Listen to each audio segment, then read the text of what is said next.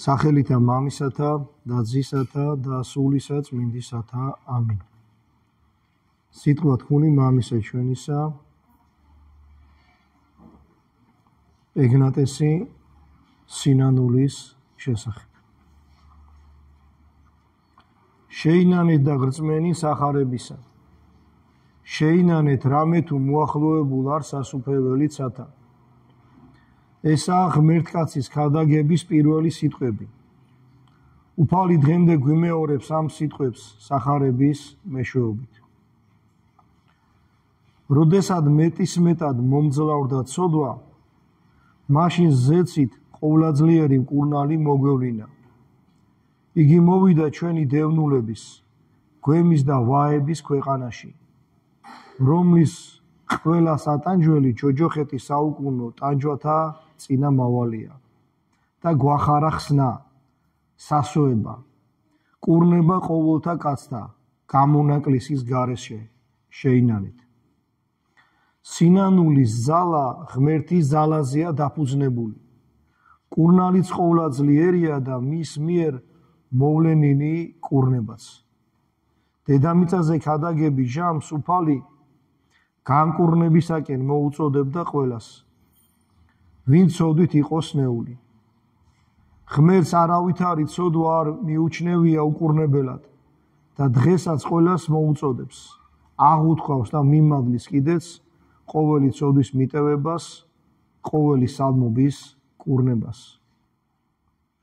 ჰეი სტუმარნო ამა სოფლისანო, თქვენ ვისაც გიზიდავთ ფართო გზა, ამ ქვეყნიური ზრუნვის, შეგწევისა და მხიარულების შეუნელებელი ხმაურით სავსე. თქვენ ვინც ამ გზით ყველასათვის ცნობილი და ყველასაგან დავიწყებული აღსასრულის პირქუში კუბოსა და კიდე უფრო პირქუში მარადისოფისაკენ მიექანებით, შეჩერდით. შემოიბერტყეთ ამა სოფლის ხიბლი, მუდამ თავის მონობაში რომ გამყოფებთ. ისმინეთ რას გვამცნებს მაცხოვარი, ჯეროვანი ყურადღება მიაქციეთ მის სიტყვებს. შეინანეთ და გრწმენი სახარებისა, შეინანეთ რამე თუ მოახლოებულ არს სასუფეველი ცათა.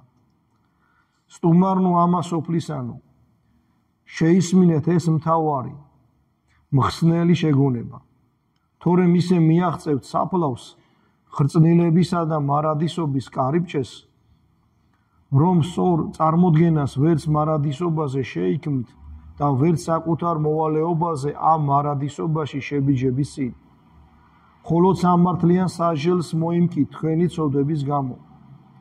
ცოდვათა შორის კი უმძიმესია მაცხოვრის სიტყვების არაჩაგდება, ანუ მაცხოვრის შეურაცხყოფა შეინანეთ. ნახეთ რა ყოფილა ცოდვებში ყველაზე მძიმე ცოდვა? მაცხოვრის სიტყვების არაჩაგდება, ანუ მაცხოვრის შეურაცხყოფა. მაცხოვარი ამბობს შეინანეთ, ჩვენც უნდა შევინანოთ ჩვენი ცოდვები მთელი გულითა და სულით. სრუა და მაცტური ამსოფლიური ცხოვრების გზა. ახლად მოსულს იგი უსასრულო ასპარეზად ეჩვენება, რომელიც სინამდვილე ჰგონია. იმას კი ვინც უკვე გალია ეს გზა, ფუჭის ზმანებებით მოფენილ უმოკლეს ბილიკად მოუჩანს. შეინანეთ. სახელით, სიმდიდრეცა და სხვა წარმავალი უპირატესობებიც, რომელთა მოხვეჭასაც დაბრმავებულმა ცოდვილმა მთელი ამსოფლიური ცხოვრება, სულისა და ხორცის ყველა ძალა შეელია, უნდა დატოვას მან იმ წუთებში, როდესაც სულს იძულებით შემოეძარცვება სამოსი, სხეული და ანგელოზები წარადგენენ ღმერთის სამჟავროზე, კაცისათვის უცნობ და კაცთაგან დავიწყებულ სამჟავროზე. შეინანეთ. ძმებო სახარების შუქზე მიუკერძოებლად დავაკვირდე ჩვენ ცხოვრებას. არაო ბაიგი. ყველა მის სიკეთეს გვტაცებს სიკვდილი. ხშირად კი სიკვდილზე ადრეც ვკარგავთ სხვადასხვა მოულოდნელ გარემოებათა გამო. ეს ხრწნადი, სწრაფწარმავალი სიკეთეები არც კი არიან ღირსნი, რომ სახელად სიკეთეს უწოდებდეთ. მათ უფრო ტყუილის, ობობის ქსელის სახელი შეფერით. ამ ქსელში გაბმული და ში გახლართული აკლდებიან ზეციურ ჭეშმარიტ წარუვალ სიკეთეებს, რომელთაც გვანიჭებს ქრისტეს სარწმუნოება, ქრისტეს შედგომა და სახარების მიხედვით ცხოვრების საიდუმლო გზა. შეინანეთ. რა მწარეთ ვარ დაბრმავებული, რა ნათლა ჩანს ამ დაბრმავებით ჩვენი დაცემა. ხედავ ჩვენ ძმათა სიკვდილს, ვიცით რომ ჩვენც უცილობელად და ვინიც ის იქნებ ძალიან მალეც მოგველის იგი. რამე თუ კაცთაგან არავინ დარჩენილას ამუდამოდ მიწის პურზე. იმასაც ხედავთ რომ ბევრ სიკვდილამდეც უმუხტლებს ხოლმე ცრუსოფელი და ყოველდღიური სიკვდილის მსგავს სატანჯველში ვარდება. და ასეთი აშკარა გამოცდილების მიუხედავად მაინც ისე მიველტვით წარმავალ სიკეთეებს, როგორც რაღაც უცვალებელს და მარადილს. ხოლოდ მიწაზეა მიჯაჭული ჩვენი გული, ღმერთი დაგვავიწყდა. დაგვავიწყდა დიადი და თანაც სასტიკი მარადისობა. შეინანეთ. გვიმტყუნებს ძმებო, უცილობლად გვიმტყუნებს ყველა წარმავალი სიკეთე. დიდარ სიმდიდრე, სახელოვან სახელი, ჭაბუკ სიჭაბუკე, ბრძენ სიბრძნე. ერთადერთი მარადიული უმთავრესი სიკეთის მოხვეჭა ხელეწიფება კაცს. ესაა ჭეშმარიტი ღმერთის შეცნობა, მასთან შერიგება და შეერთება, რასაც ქრისტე გვანიჭებს. მაგრამ ამ უზენაეს სიკეთეთა მოსაპოვებლად აუცილებელია დავტოვოთ ცოდვილი ცხოვრება და მოვიძაგოთ იგი. შეინანეთ. შეინანეთ, რას ნიშნავს სინანული. ეს ნიშნავს შევინანოთ ჩვენი ცოდვები და მეტად აღარ ვცოდოთ. ასე უპასუხა ამ კითხვას პიმენი დიდმა. აი რა არის ნამდვილი სინანული, რომ შეინანებ და აღარ იმეორებ ცოდვას.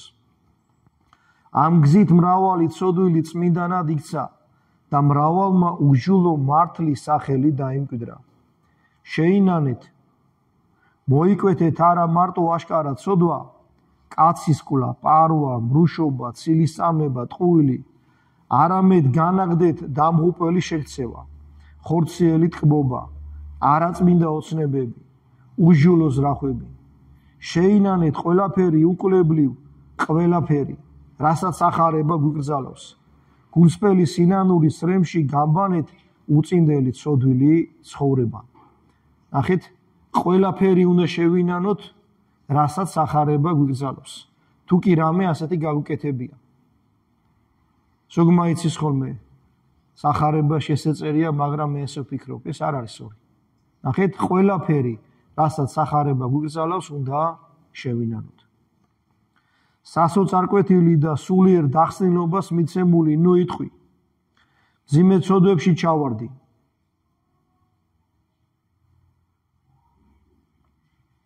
ამდენი ხსნის ცოდვილი ცხოვრებით ბოროტი ჩვევები შევიძინე. ისინი თითქოს ბუნებრივ თვისებებად მეკცნენ. ამიტომ ჩემთვის უკვე აღარ არსებობს სინანული. ამ უიმედო გულის სიტყვებს ჩაგძახის ჩვენი ცხოვრების მტერი, რომელსაც ჯერ კიდევ ვერ ხედავ და არ იცნობ. ეშმაკმა იცის სინანული ძალა. შიშობს იმან არ გამოსტაცოს შენი თავი კლანჭებიდან და ცდილობს გაამტყუნოს გაგიტყუოს ჭეშმარიტი გზიდან. ამისთვის ღვთის ყოვლადწმიერ წამალ სინანულს უძლურებას სწამებს. აქაც ერთი წამი გავჩერდეთ, ნახეთ. კაცმა არ უნდა თქვას, რომ მე ისეთი ცოდვილი ცხოვრებით ვიცხოვრე, რომ ვეღარ გამოსარდები. უიმედობაში არ უნდა ჩავარდეს. ამას გვეუბნება ეშმაკი.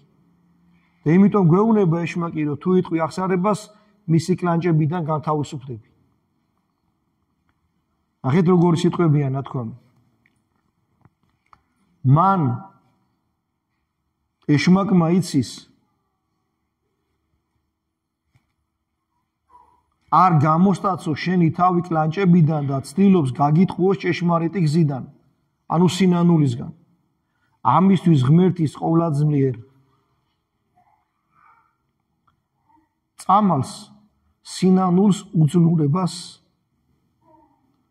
სწამებს. დაუკვირდით, ნახეთ როგორია ეს სიტყვები. ეშმაკი გეუბნება, რომ თითქოს სინანულს არ შეუძლია შენი გადარჩენა. ღმერთის აი ამ წამალს, რომელიც არის ყოლას კურნალი, წამებს ცილს. ეშმაკი ხო ცილის წამებელია. ის ყოველთვის ტყუილს ამბობს. ყველაზე დიდი ცოდვა, რასაც ცოდვილები ჩადიან, ის არის, რომ აღსარებას არ ამბობენ. არ ნანობენ თავიანთ ცოდვებს. ჩვენ ხო ცოდვილები ვართ, ხშირად უნდა ვთქვათ აღსარება და რასაც ინდისი გვეტყვის, ყველაფერი მოძღვას უნდა მოუყეთ გულწრფელად. სინანულის დამწესებელი შენი შემოგმეთია, რომელმაც არაფრისაგან შექმნა. მით უფრო ძალობს კვლავ აღგაშენოს. ძალუს შეცვალო შენი გული. ცოდვის მოყარე გული ღვთის მოყარე გულად აქციოს. გრძნობადი ხორციელი ბოროტის რახვებით სავსე, ვნებებს დამონებული გული კი განწმინდოს და განასპეტაკოს. ძმებო გულისხმავყოთ, ღმერთის გამოუთქმელი სიყვარული კაცთა დაცემული მოდგმისადმი. უფალი განკაცდა, რათა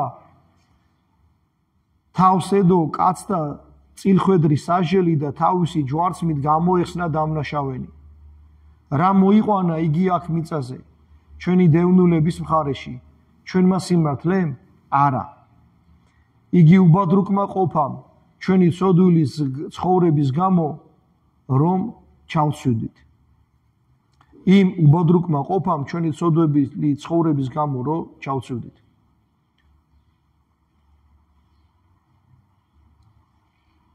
გამხნევდეთ ცოდვინო, ჩვენთვის სწორედ ჩვენთვის აღასრულმა უფალმა დიადი საქმე თავისი განკაცებისა. ჩვენ სნეულებებს მოხედა მიუწტომელი მოწყალებით.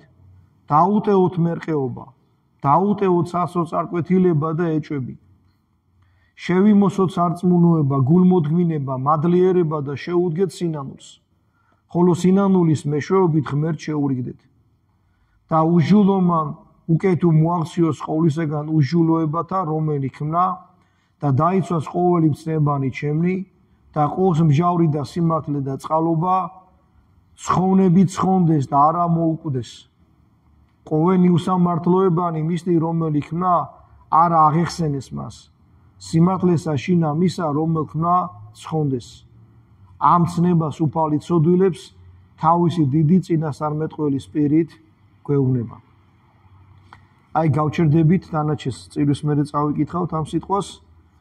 ეხლა ეს მოკლე სიტყვა რაც წავიკითხეთ, რას უნდა მივხვდეთ?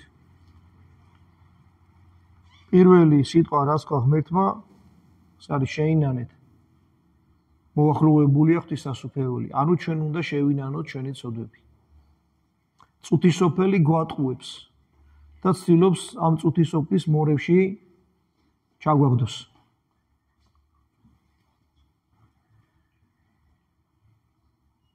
არ უნდა მოვიტყუოთ თავი. კაცი ყველაფერს დაკარგავს აქ. როგორც ითქვა, სიკვდილი რომ მოვა, ყველაფერს დაკარგავს. შეიძლება სიკვდილამდეც რაღაც გარემოებათა გამო დაკარგოს ყველაფერი. ერთადერთი, რასაც ადამიანი არ დაკარგავს, ეს არის თუ აქ ისწავლა ღმერთის ჭეშმარიტი შემეცნება. და თუ ამ ცნებების მიხედვით მერე დაიწყო ცხოვრება. კიდე ერთხელ გავიმეორებ, ნახეთ ეშმაკი რას გვეუბნება. ადამიანს ეუბნება, რომ არ შეუძლია სინანულ შენი გადარჩენა. ვერ გამოსორდები, ვერ გადაეჩვევ იმას, ასაც მთელი ცხოვრება ჩადიოდი. ამას აკეთებს, იმიტომ რომ იცის რა ძალა აქვს სინანულს. კაცი იტყვის თუ არ აღსარებას, უკვე არის თავისუფალი ცოდვისაგან. აი ბასილი დიდის ცხოვრებაში არის ესეთი ამბავი მოთხრობილი, ძალიან მოკლედ მოგიყვებით, რომ ძალიან არ გაგვიგზელდეს ახლა სიტყვა. ერთი ჭაბუკი იყო, რომელსაც მოწონდა თავრის გოგო. და რომ მოიყვანე ეს გოგო, ეშმაკს თხოვა დახმარება. ეშმაკმა უთხრა, რომ ფურცაზე დამიწერეო, რომ შენ ჩემი მონა გახდები თუ ამას გაგიკეთებო მეო. და ეკლესიაში აღარ ივლიო. ამ ადამიანმა ეს გააკეთა. თან ეშმაკმა ეს ატოუთხრა, ეცი თქვენო მე ქრისტიანები აღსარებას იტყვითო და მერეო ძალას დაკარგავს ეს წერილიო და ფურცელიც დამიწერეო, რომ ეს კონდესო მეო, რომ ღმერთს უთხრაო შენ კაც გააკეთე. ეს კაცი დაათანხმდა, მოდი ეს გოგო მოიყვანა ცოლად. მოეწონა ამ გოგოს, იყო ქორწილი, ყველაფერი და შეატყვა მთავარმა, რომ თავისი ძე არ დადის წიროლოცოზე. და როცა გამოკითხეს ეს საკითხი, ამან აღიარა თავისი ცოდვა და უთხრეს ეს ბასილი დიდს. ბასილი დიდმა მისცა კანონი ამ ადამიანს განკრძალულ ოთახში დააყენა, რომ ყოფილიყო, იქ ლოცულობდა, მარხულობდა, ღმერთს ევედრებოდა, პატიებას თხოვდა. და ერთ დღეს თქვა, რომ მოსულიყო ეკლესიაში. და რომ მოვიდა ეკლესიაში. ეს წერილი ხო ქონდა ეშმაკს. ამის დაწერილი. მთელი ხალხი, ბასილი დიდი და მთელი ხალხი ღმერთს შეევედრა, რომ ეპატიებინა. ამ კაცისთვის ეს საშინელი ცოდვა, რომ მოარყო ღმერთი და დაემოწაფა ეშმაკს. და ესეთი სასწაული მოხდა. გუმბათიდან ჩამოცივდა დახეული ფურცელი. აი ეს ფურცელი, რომელიც ამ ბიჭმა თავის ხელით დაწერა.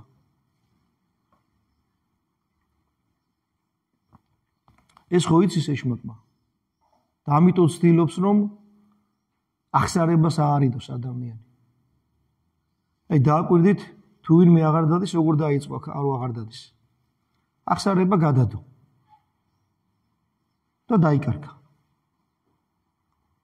რაც უფრო ხშირად ცოდავთ, უფრო ხშირად უნდა თქვათ ახსარება. მერთვა მოგცეს ზალა და უნარი, ნიჭი იმისა, რომ გულწრფელად